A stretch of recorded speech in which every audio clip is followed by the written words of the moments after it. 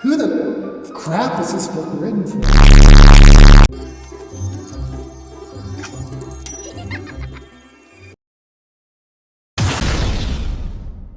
Greetings, mortals. I am the Booktube Goddess, the #1 drag queen booktuber on YouTube. Now, I had to DNF one of the books I was reading, one that some of you were excited about when I announced it for my TBR during the last month's Shelve It or Shove It. The book I am talking about is Martin McLean, Middle School Queen by Alyssa Zakzek. I really wanted to like this book. I was even willing to be extremely forgiving because, one, it is a debut novel, but also because the premise was fantastic. A middle school kid discovering drag. They ask you how you are, you just have to say that you're fine when you're not really. So, where do I begin? For one, all the characters are extremely saccharine and unrealistically wholesome. They make Disney seem edgy. In a tussle, or was it just a playful punch? A New Hampshire teenager seemingly the target of a paw in this video. The main character is Martin McLean, who is gay and doesn't know he's gay or doesn't want to admit it. And then his best friends are a girl named Carmen and a boy named Pickle, who are super supportive and forgiving and the perfect friends. And his mother is a painter who is divorced and is super supportive. Oh, and he has a gay uncle, Uncle Billy, who is, guess what, super supportive. So, what is the conflict? Well, someone calls Martin a queen during math class because it rhymes with his last name, McLean, the queen. And Martin has a huge panic attack and, in my opinion, really overreacts. He runs out of the class, sinking to the floor. It was just too much. And this prompts the school to call his mother, who then calls Uncle Billy to come stay with them for a few months because obviously Billy needs support in this time of need. The characters and the dialogue and the scenes are so cringy that it was really hard to read, much less take seriously. I know middle school kids can make mountains out of molehills and can be dramatic, but this brings it to a whole new level. Okay, so let's talk a little more about Martin. He's in the 7th grade. He is questioning whether he is gay or not. Girls don't interest him. What could that mean? And when he's around a certain other boy in math class, he gets this funny feeling, almost like butterflies in his stomach. What could that mean? Who has ever heard of butterflies in the stomach? Well, last I checked, most boys in 7th grade are going through something called puberty, and you know what? There are some pretty strong physical responses to someone you're attracted to. But maybe that's not appropriate for this type of book. So, okay, so moving on. Martin is gay and he doesn't want to admit it. But his Uncle Billy decides to take him to a gay coffee shop where, guess what, they have drag shows in the basement. Now this takes place in Indiana. So maybe it's common to have drag shows, not in bars, but in coffee shops in Indiana. But I don't think so. I've never seen a drag show in a coffee shop. Usually they're in bars, but okay, let's move on. What is completely unbelievable is a drag show is in the afternoon. Drag queens do not come out in drag during daylight. It has to be a real special occasion because guess what? Lighting is important. Oh, and guess what happens next? Uncle Billy pops up and kablam! He's on the stage and he's apparently a famous drag queen. Do you know how unrealistic it is for a drag queen to get ready in less than 2 hours? Is this Uncle Billy a magician? So this afternoon drag show in the basement of a coffee shop is crowded and the audience is so diverse.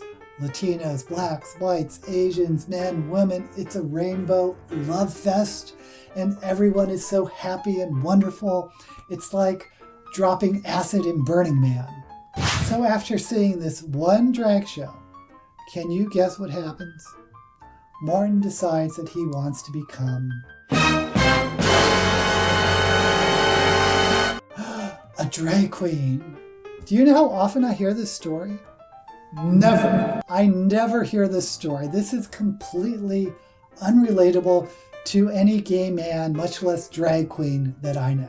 He hasn't even accepted whether or not he's gay, but he's jumping into drag. He almost has a mental breakdown when someone calls him a queen. And after this one basement drag show, he's ready to become a drag queen. Oh, and if you're thinking, well, drag has become so mainstream these days, well, Martin, who could make references to Mad Men, did not know who RuPaul was until his Uncle Billy told him. Say what? So this was his first time of not just seeing drag, but even really knowing what a drag queen is. What? So, Booktube Goddess, what story were you expecting? I thought it was going to be something about an effeminate boy who other effeminate boys could relate to, because, newsflash, drag queens usually start out as what? Effeminate boys. It was never established that Martin was effeminate. It certainly didn't come out when reading it. So this makes Martin a complete unicorn, some mythical creature that doesn't exist in real life. Okay, maybe that's too much. In the entire history of the universe, I'm sure maybe there is at least one boy who can relate to Martin. But if this was meant to appeal to middle school gays, I don't think it's telling a story that they could relate to.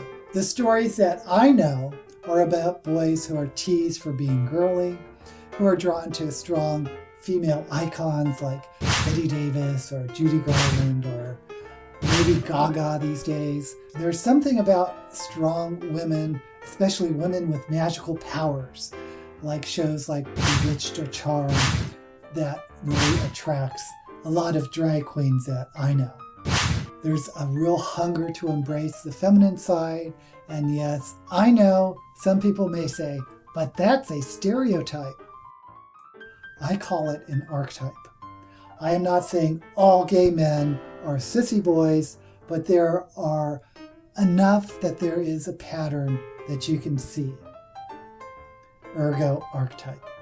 So I was expecting scenes like wanting to play in your mother's makeup, or wrapping a towel and whipping it around your head like a wig, being friends with girls more than boys, that's another pattern, or say stealing your stepmother's silk gypsy dress and wearing it to school when she was away, and then having her freak out because she's a Southern Baptist who does not agree with the gay lifestyle.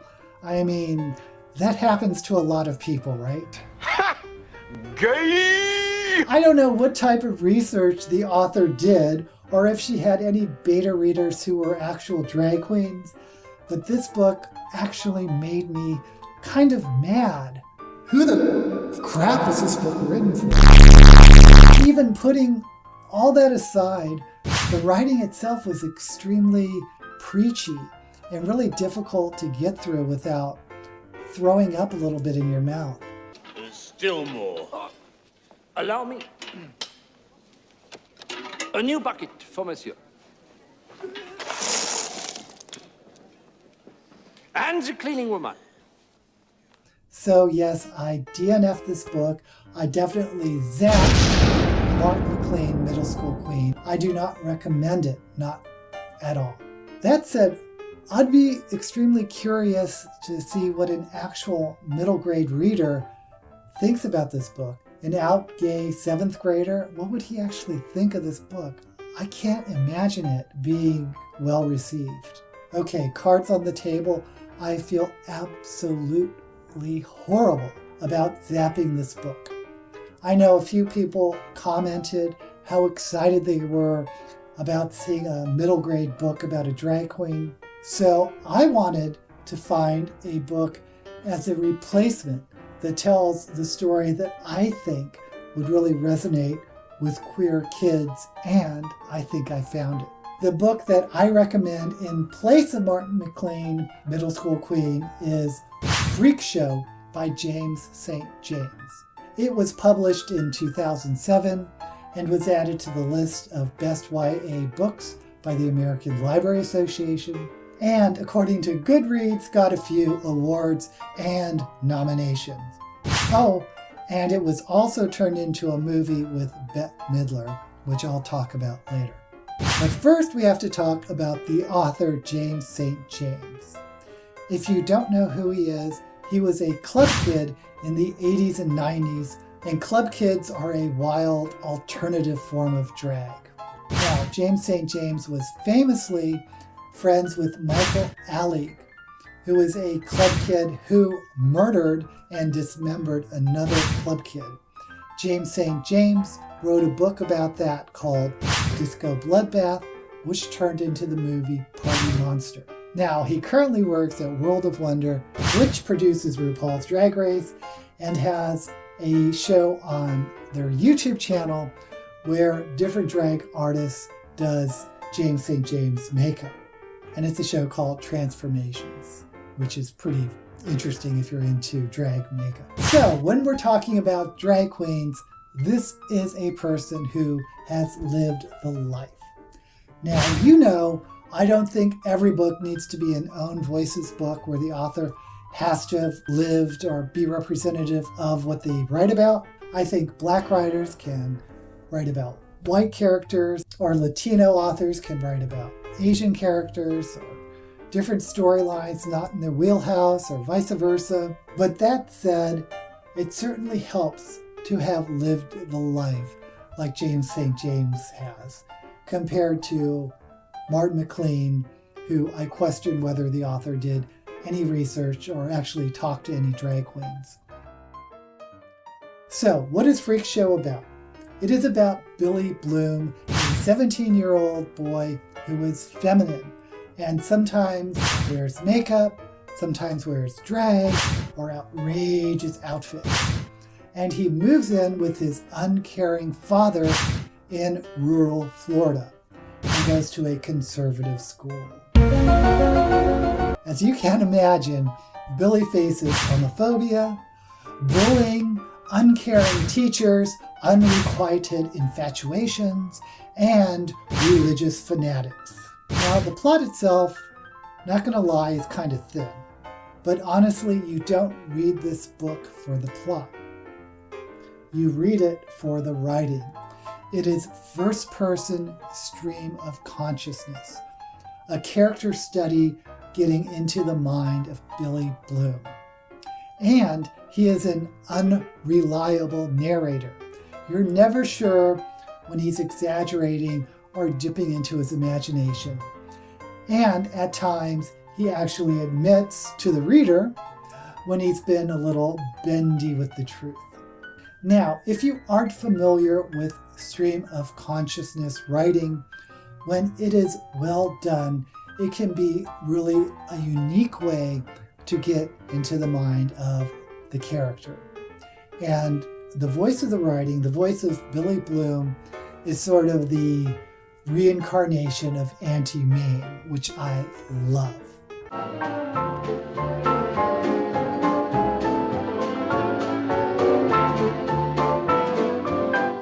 Darling, I'm so glad to see Ed and I called you yesterday. Where are you? May. Hello, darling. I'll be with you in just a minute. Vladimir. I'm your Auntie May.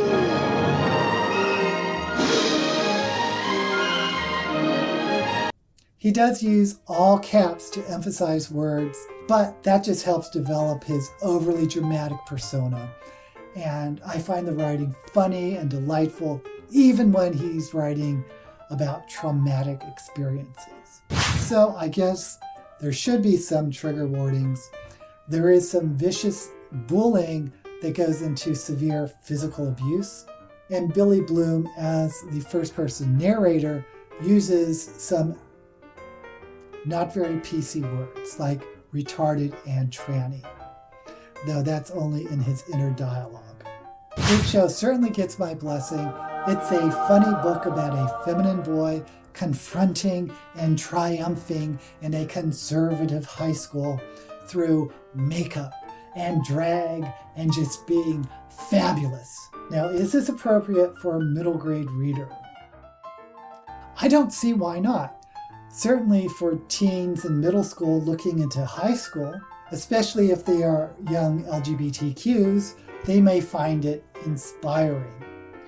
The most salacious incidents, and I use salacious lightly, was an unwanted erection, which I am sure most boys in middle school could sympathize with. And there was a makeout session that was interrupted, and it wasn't at all explicit. But I'm not a parent, so if you're a parent, please read the book yourself and use your own best judgment. Now, if there's one criticism I have for Freak Show, is that I don't think there is any way a 17-year-old boy would make some of the references that were made in Freak Show. I mean, what 17-year-old would throw out references to Holly Woodlawn and Candy Darling, Madonna and Eva Perón, Martha Graham, Pete Burns, Late Bowery, and Maria Callas? What 17-year-old, what 27-year-old even knows who Maria Callas is? But I hope some readers do look up some of the names like Lee Bowery and Sylvester, and it could be an educational book in that way. But Billy's stream of consciousness sometimes felt like he was pulling from the experience of a gay man in his 50s, which is completely understandable because that is who the author is, James St. James, and is something I can easily forgive. Oh, and real quick, this was made into a movie in 2017. It took some liberties with the story, mostly because the biggest star was Bette Midler, who had the smallest role, which was expanded for the movie.